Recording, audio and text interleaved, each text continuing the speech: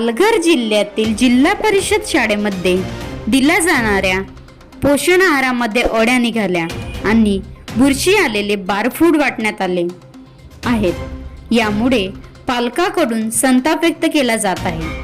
शाळेत विद्यार्थ्यांना शासनाकडून पुरवण्यात येणाऱ्या पोषण आहारात बुरशी आणि जिवंत अळ्या सापडल्या।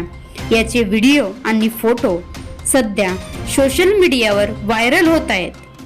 प्राथमिक आणि माध्यमिक शाळांमधील मुलांना पुरविण्यात येणाऱ्या बारफूडमध्ये जिवंत अळ्या आणि बुरशी आढळत आहे। आनंद लक्ष्मण चांदारकर विद्यालय खानिवली आणि चिंचणी जिल्हा परिषद शाळा 3 येथे आलेल्या पोषण आहारात बुरशी आणि जिवंत अळ्या आढळून आल्याने खळबळ उडाली आहे। पालघर जिल्ह्यातील जिल्हा परिषद शाळांना पोषण आहार पुरवण्याचे contract Indo allied protein foods private limited या कंपनीकडे देण्यात आले आहे।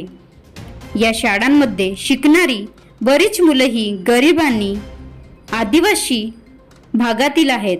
त्यामुळे अशा प्रकारचा पोषण आहार देऊन मुलांच्या जीवनाशी खेळले जात आहे। या संबंधित ठेकेदाराविरोधात कडक कारवाई करण्यात यावी अशी मागणी पालकांकडून केली जात आहे। शैलेश तांबडा, राज्य प्रतिनिधी, पालघर। बंद करा आता ते नुसती उडी मारणार